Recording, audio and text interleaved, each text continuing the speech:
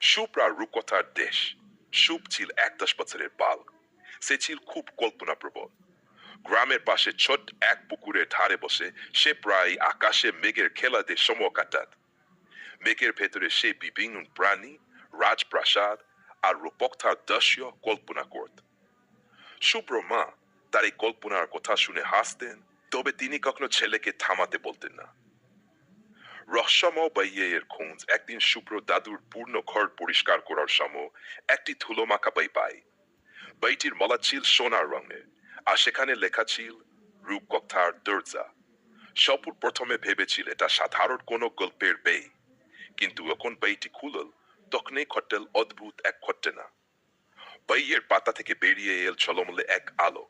সেই আলো তাকে বলল, শুভ্র, তুমি যদি সত্যি রূপকথার দেশ দেখতে চাও তবে আমার হাত ধরো। শুভ কিছুটা ভয় পেলেও কাত্তহলের বসে আলোটিকে ধরল। মুহূর্তের মধ্যেই সে নিজেকে আবিষ্কার করল এক আশ্চর্য জগতে। রূপকথার দেশে প্রবেশ এই জগ ছিল রঙিন আর জাদুময়। গাছের পাতাগুলো ছিল সোনালি, আকাশে উড়ছিল রঙিন পাখি, চারপাশে ছোট ছোট পরীদের উড়ুতে দেখায় আসছিল। শুভ্র বিস্ময়ে তাকিয়ে দেখল এক বিশাল প্রাসাদ, ইয়া দেয়াল রত্নখচিত। হতা এক পরী এসে তাকে বলল, তুমি এখানে কিভাবে এলে? শুভ সব কথা খুলে বল। পরীটি তাকে জানাল এই দেশটি রূপকথার রাজা ওন্ডরাজের অধীনে। তবে কিছুদিন ধরে এই দেশে অশান্তি শুরু হয়েছে, কারণ এক দুষ্ট জাদুকর জিনু এখানকার জাদুর কাঠি চুরি করেছে। অভিযানের ডাক পরীটি বলল, তুমি যদি সাহসী হো তবে আমাদের সাহায্য করো।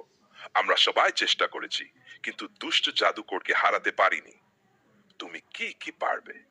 শুভ প্রথমে ভয় পেলেও মনে মনে ভাবল, আমি তো শুধু গল্পের বই পড়ি, এবার যদি সত্যিকারের রূপকথার নায়ক হতে পারি।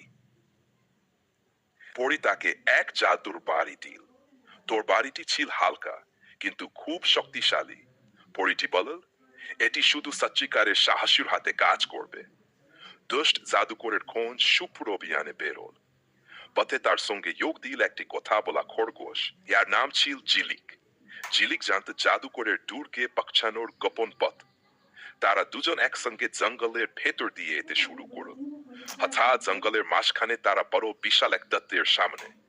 দত্তটি বলল, তোমরা আমার অনুমতি ছাড়া যেতে পারবে না। যদি যেতে চাও তবে আমাকে ধান্দার উত্তর দাও।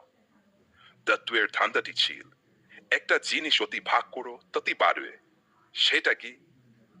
শুভ একটু ভেবে উত্তর দিল, ভালোবাসা। দত্তটি মুগ্ধ হয়ে সরে দাঁড়াল।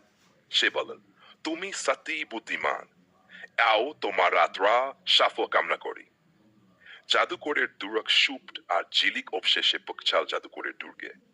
দুর্গটি অন্ধকার আর চারপাশে ছিল জ্বলন্ত লতাগুলো। শুভ ভয় পেলেও তার মনে দৃঢ় সংকল্প ছিল। দুর্গের ভেতরে প্রবেশ করার পর তারা দেখল জাদুকর জিনু তার জাদুর কাঠি নিয়ে বসে আছে। জিনু বলল, তোমরা কে?